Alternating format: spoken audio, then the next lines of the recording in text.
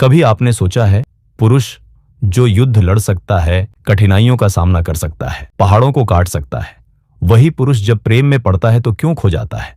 क्यों उसकी बुद्धि, उसका आत्मविश्वास, उसकी पहचान सब डगमगाने लगते हैं? फ्रीडरिख नीत्शे ने कहा था, प्रेम केवल आकर्षण नहीं है, यह एक युद्ध है। और इस युद्ध में पुरुष अक्सर हार जाता है, क्योंकि स्त्री प्रेम को भावनाओं का खेल नहीं मानती, बल्कि एक रणनीति की तरह जीती है।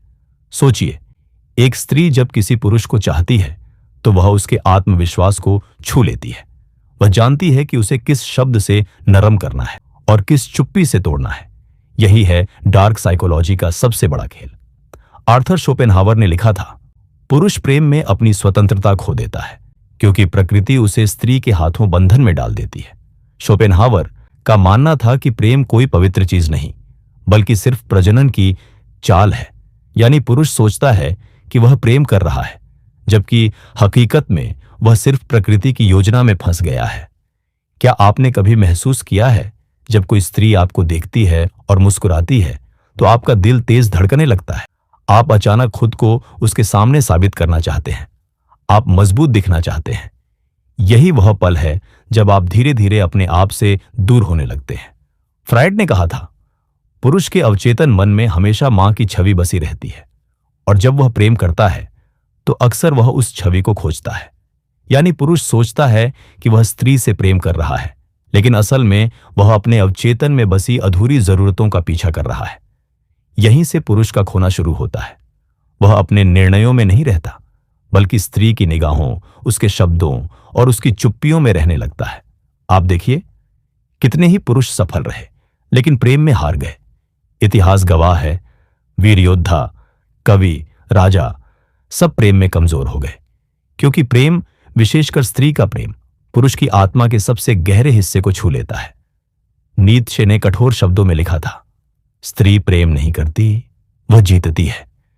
यानी उसके लिए प्रेम भी एक युद्ध का मैदान है, जहां पुरुष भावनाओं में बह जाता है और स्त्री अपनी शक्ति हासिल कर लेती है। मैं यह सब इसलिए कह रहा हूं कि आप डरे नहीं, बल्कि जागें। आप यह समझें कि स्त्री के प्रेम में खोना स्वाभाविक है, लेकिन उसमें पूरी तरह डूब जाना विनाश है। प्रेम आपको मजबूत बनाए, यह जरूरी है, न कि आपको खो दे। डार्क साइकोलॉजी हमें यही सिखाती है। स्त्री प्रेम में कभी सीधे शब्दों से आपको नहीं तोड़ेगी।